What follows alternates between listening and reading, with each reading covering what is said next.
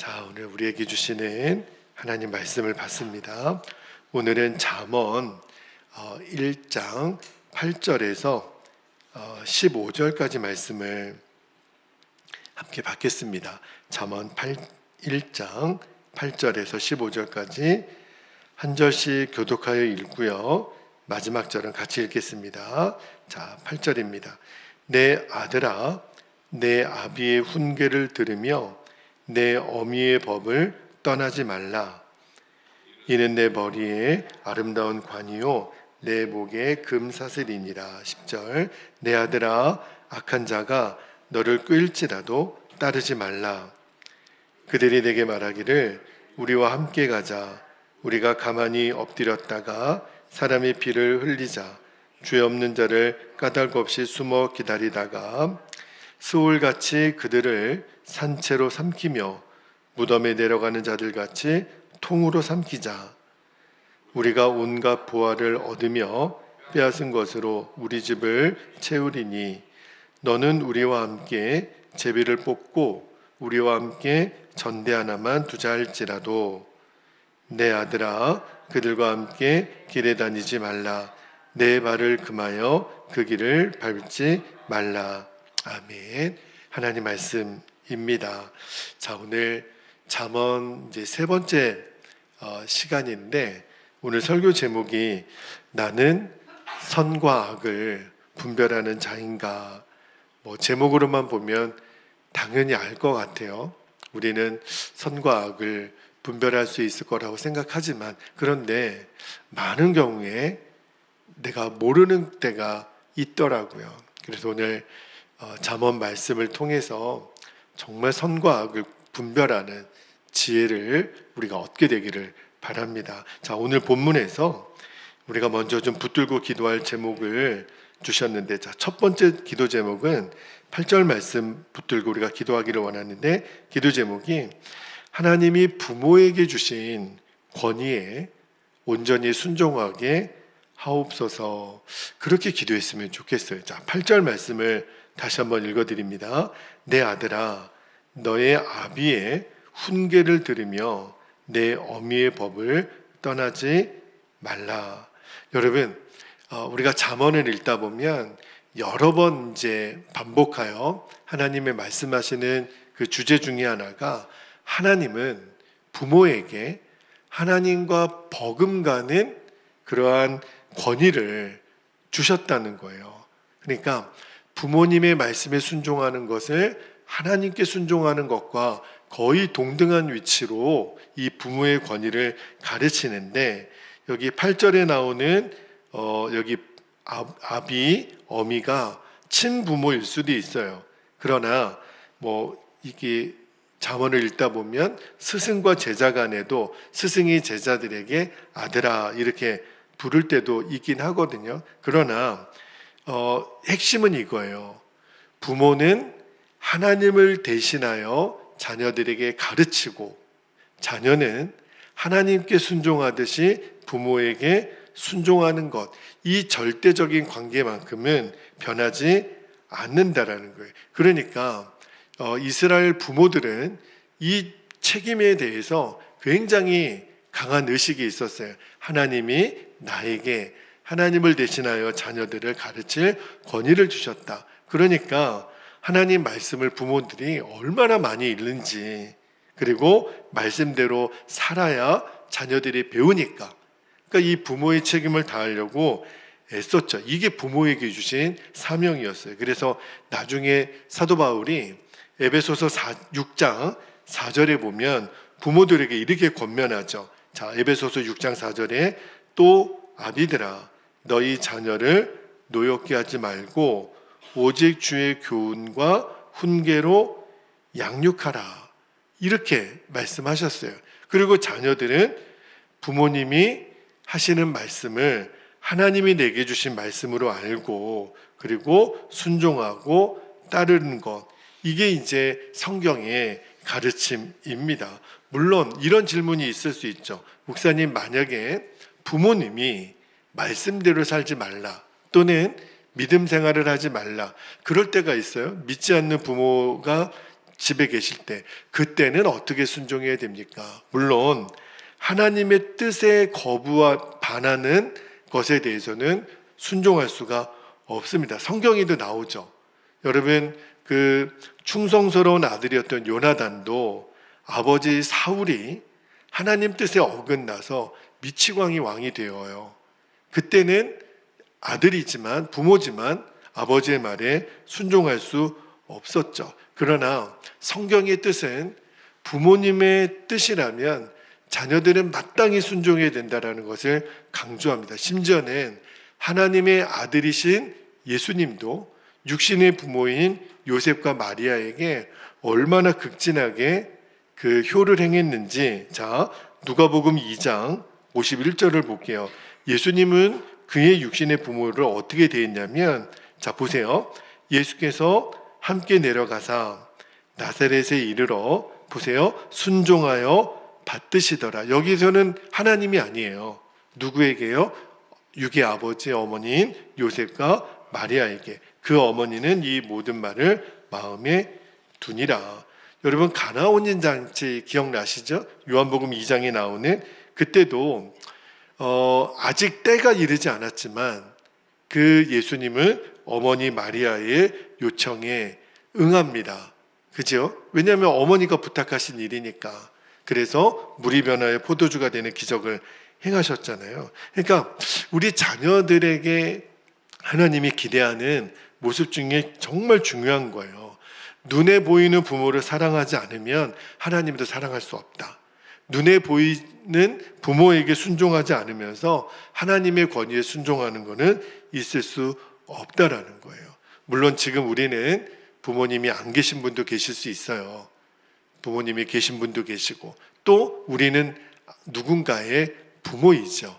그러면 내가 자녀로서의 아직 부모님이 살아계시다면 정말 부모님을 하나님처럼 대할 줄 알아야 우리 자녀들이 동일하게 부모인 나에게 그렇게 대하는, 이게 굉장히 중요한 잠언의 핵심이고 하나님이 오늘 우리에게 엄히 가르치시는 원칙입니다. 자, 두 번째 기도 제목입니다. 두 번째 기도 제목은 10절 말씀 붙들고 기도하기를 원하는데, 제가 오늘 설교 제목을 나는 선과 악을 분별하는 자인가 그랬는데 기도 제목이 이거예요. 하나님의 거룩한 지혜로 선과 악을 분별하게 하옵소서. 그러니까 이게 선인지 악인지 분별하는 지혜는 하나님의 지혜밖에 없다는 거예요. 자, 10절 말씀을 다시 한번 볼게요.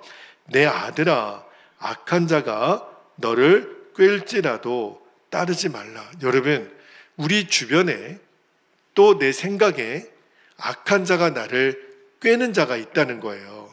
나를 꼬시는 자가 있다는 거예요.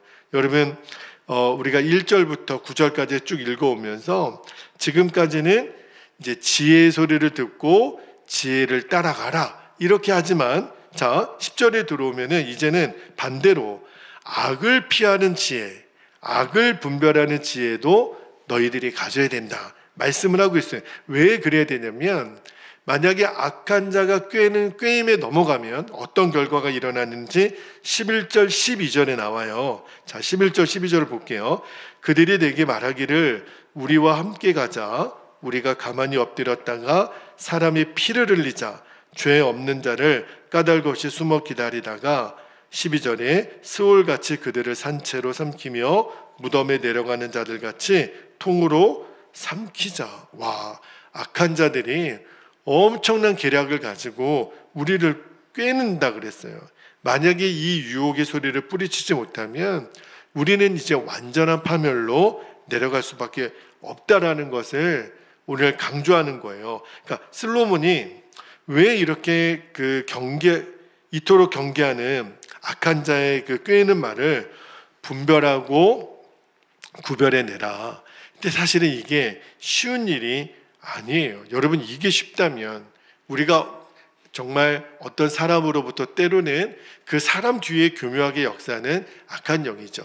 이게 악한 영의 역사인지 이게 지금 마귀의 소리인지 이게 분별하는 게 쉬우면 사람이 왜 죄에 무너지고 타락에 빠지겠어요. 그만큼 분별하는 게 어렵다는 거예요. 솔로몬이 지금까지 본 거예요. 사실은 전도서가 솔로몬의 인생의 마지막에 기록됐다고 보지만 잠언을 읽어보면 이거는 보통 경험에서 나온 말씀이 아니라는 것을 알게 됩니다. 그러니까 솔로몬이 경험했죠. 악한 자의 꾀임에 넘어간 자들이 인생의 말로가 얼마나 비참하고 그 유혹에 넘어가서 죄에 넘어간 자들이 진짜 얼마나 정말 비참하게 무너졌는가를, 인생을 망쳤는가를 솔로몬이 본 거예요. 그러니까 이 자녀들에게 절대로 이 악한 자의 꾀임에 넘어가지 말라. 여러분, 에덴 동산에서 아담과 하와가 지금 자기들에게 선악과를 따먹으라고 하는 그 마귀의 실체를 알았다면 그거를 덥석 먹었겠습니까? 그리고 선악과를 따먹은 다음에 어떠한 결과가 임하게 될지를 그들이 알았다면 선악과를 먹었겠습니까? 모르는 거예요. 당장 그 눈앞에 보암직하고 먹음직스러운 선악과 앞에 여러분, 사단이 얼마나 교묘하고 또 아주 교활한지, 그래서 결국은 아담과 하와가 선악과를 따먹고 그 에덴 동산에서 쫓겨나게 되잖아요. 여러분, 그래서 우리에게 필요한 게 이게 선인지 악인지, 이게 지금 하나님의 뜻인지 마귀의 뜻인지를 분별하는 거는 하늘의 지혜밖에 없다는 거예요. 하나님의 말씀으로부터 오는 지혜가 아니면 분별이 안 돼요. 그러니까 정말 일을 저지르고 후회하는 인생이 되지 말고, 이게 내가 어떤 일을 하기 전에, 어떤 말을 하기 전에, 이게 하나님의 지혜인가? 하나님의 말씀으로부터 내가 이 지혜인가?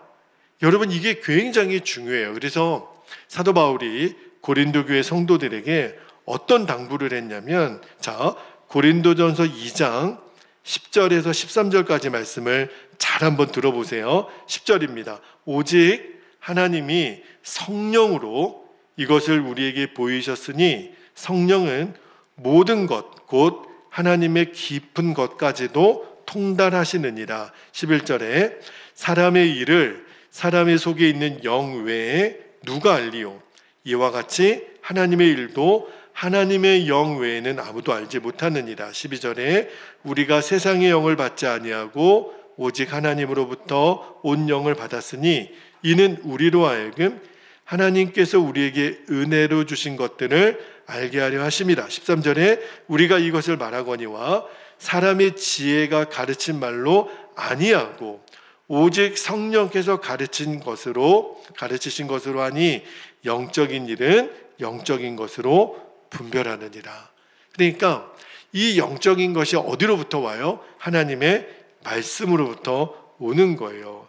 정말 아멘이죠. 여러분, 우리를 꿰는 자, 마귀는 지금도 우리를 무너뜨리려고 역사합니다. 우리 자신을 지키는 것은 반드시 하나님이 주신 지혜로 무장을 해야 돼요. 여러분, 마태복음 4장에 마귀가 예수님을 유혹했을 때 예수님이 마귀의 유혹을 하나하나 박살내시는 걸 잘 보면 하나님 말씀을 가지고 마귀의 괴계를 빛 가운데 드러내고 물리치잖아요.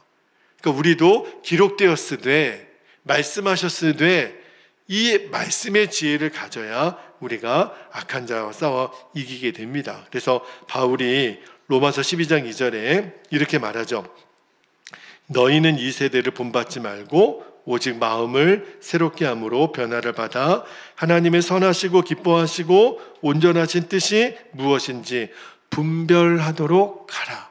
그래서 우리가 하나님의 지혜로 분별하게 하옵소서 기도하기를 원하는 거예요. 그렇죠? 그래서 말씀이 주시는 하나님의 지혜를 우리가 붙잡고 선과 악을 분별하며 악한 영들과 대항하여 싸워 승리하는 저와 여러분 되시기를 축복합니다. 자, 마지막 한 가지만 더 기도 제목을 나눌게요. 굉장히 중요한 기도 제목입니다. 악인의 분깃을 나누는 일에 참여도 하지 말고 쳐다보지도 말게 하옵소서. 다시 한번요. 악인의 분깃. 그러니까 악한 자랑 손잡지 말라는 거예요. 참여도 하지 말고 쳐다보지도 않게 하옵소서. 왜 그러냐면 여러분, 우리가 악한 자가 심판을 받는 거는 당연하죠.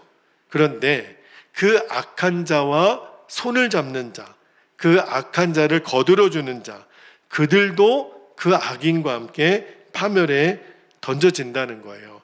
여러분 이어지는 13절 14절에 보면 솔로몬이 악한 자가 무엇으로 젊은 사람들을 유혹하는지를 지적하고 있는데 그 중에 하나가 뭐냐면 집에 가득 채울 보화라는 거예요. 오늘날로 치면 쉽게 말하면 돈이라는 거예요. 여러분 조금 전에 우리가 11절 12절 읽었는데 사람을 죽이자, 가만히 숨었다가 통째로 삼키자, 이거는 누가 봐도 악한 일이잖아요. 그러니까 온전한 정신을 가졌다면 대부분의 사람들은 그러한 일을 거절할 거예요. 그런데 오늘 솔로몬이 뭘 얘기하냐면 그럼에도 불구하고 그들의 제안을 거절하지 못하게 되는 일이 있을 건데 뭘 가지고요? 그 금은 보화로 유혹할 때 대부분의 사람들이 여기 무너진다는 거예요.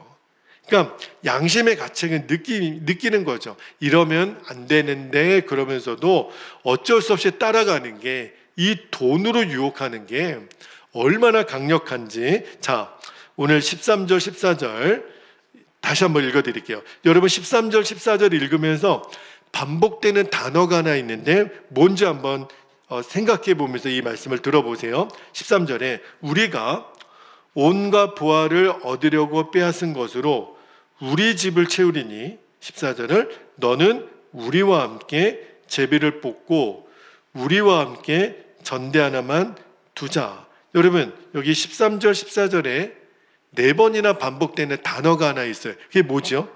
우리입니다. 우리. 여기 내가가 아니라요 우리라고 나와요. 4번이나. 여러분 왜 솔로몬이 이 우리라는 표현을 4번 반복하는 줄 아십니까? 만약에 누군가 나를 유혹해요. 그래서 내가 그 유혹에 넘어가잖아요. 그런데 이 유혹에 넘어가는 자에 공통점이 있다라는 거예요. 여러분 사기꾼이 사기를 칠 때 왜 넘어가는 줄 아십니까? 사기꾼은 이러한 거를 제안해요. 만약에 여기에 투자를 하거나 나에게 돈을 빌려주거나 그러면 당신에게도 얻어질 유익이 있다고 꼬십니다. 여러분 우리가 사기를 당할 때 우리 안에 뭐가 발동하냐면 욕심이 발동해요. 그래? 그러면 내가 이만큼 투자하면 나도 그거를 얻을 수 있어? 그런데 가만히 보니까 그게 정당한 방법이 아닌 거예요. 부정한 방법이에요. 하나님 말씀에 어긋나는 거예요. 그런데도 그 꼬심에 왜 넘어가냐면 그거로 인하여 나에게 다가올 이익에 나도 동조하게 되는 거예요. 그러면 어떤 일이 일어나냐면 나도 그 유혹하는 자와 하나가 된다는 거예요. 지금 솔로몬이 그 얘기를 하는 거예요. 왜 우리가 꼬시는 자의 입장에서는 이제부터 너와 나는 하나라는 거예요. 내가 갖는 유익을 너에게 줄 테니까 나랑 손잡자. 그럼 결국 어떻게 되냐면 하나님이 그 악인을 심판할 때 근데 그 악인과 더불어 불의한 이익을 나누는 자, 내 마음의 물질을 탐하고 그거를 얻기 위해 불의한 일을 서슴지 않고 했던 그 사람도 같이 심판을 받게 될 거라는 거예요. 굉장히 무서운 말씀이에요. 여러분 성경에 그런 예가 있다고요. 여러분 제가 금요 성령 집회 때도 말씀을 드렸지만 발람 선지자 있죠. 세상에 여호와의 선지자라고 일컫는 그 발람이 그 이스라엘 백성들을 저주해 달라고 하는 발락의 사주의 그 사주를 받고 그게 마음이 동했던 이유를 우리가 말씀드렸죠. 그 금은 보화를 가져다 주고 이스라엘 백성을 저주하면 내가 이걸 주겠다고. 세상에 여러분 말이 안 되잖아요. 하나님의 선지자가 어떻게 그럴 수 있나요? 그렇게 된다니까요. 여러분 가룟 유다가 예수님의 12제자 중에 한 명이었어요. 3년 동안 예수님과 동고동락했던 그가 마음에 어떤 욕심이 들어요? 은30을 받고 예수를 팔라. 여러분 예수님의 직계 제자가 그렇게 됐다고요. 정말 성경에서 가장 귀하게 쓰임받는 사람으로 부름받았다가 가장 비참하게 그 인생을 최후를 맞이했던 발람이나 이 가룟 유다 같이 제2의 발람, 제2의 가룟 유다가 나오지 말라는 법이 없어요. 그러니까 꼭 명심하셔야 돼요. 이 불의한 일을 위해서 악인들과 결탁해서 그들과 함께 분깃을 나누잖아요. 불이한 이익을 나누면 결국은 그 악인과 함께 그 이익을 나눴던, 나는 몰랐다고, 어쩔 수 없었다고, 나도 지금 형편이 어려워서 그렇게 할 수밖에 없었다고 변명과 핑계가 되지 않는다라는 거예요. 그러니까 하나님의 말씀의 지혜가 아니면 이거를 분별하는 게 너무 어렵습니다. 그러므로 정말 하나님의 지혜로 무장해서 하나님, 이 어리석은 자의 전철을 되밟지 않기를, 절대로 악한 자들과 손잡지 않고 쳐다보지도 않는 그러한 지혜가 저와 여러분에게 있기를 축복합니다. 자, 이제 우리 함께 기도의 자리로 나아갈 텐데, 이미 읽어드렸기 때문에 제가 기도 제목을 짧게만 불러드리고 우리가 기도합니다. 첫 번째는 하나님이 부모에게 주신 권위에 순종하는 거예요. 굉장히 중요합니다. 이제 부모님이 돌아가셨다면 우리 자녀에게 이 원칙을 잘 가르쳐 줄 수 있는 부모가 되기를 원합니다. 두 번째는 하나님의 거룩한 지혜로 선과 악을 분별하는 거예요. 여러분, 안심하면 안 돼요. 나는 얼마든지 분별할 수 있어. 그럴 수 없습니다. 그래서 하나님의 지혜를 구하는 거예요. 마지막 세 번째가 악인의 분깃을 나누는 일에 참여도 하지 말고, 아무리 나를 그렇게 유혹해도 쳐다보지도 말게 하옵소서. 저 그런 사람 아닙니다. 다시는 그런 말 하지 마세요. 단호하게 거절할 수 있는 담대함이 저와 여러분에게 있기를. 자, 오늘 허락하신 우리 기도 제목을 붙잡고 이 시간 주님의 이름을 간절히 부르신 후에 통성으로 기도하겠습니다. 주여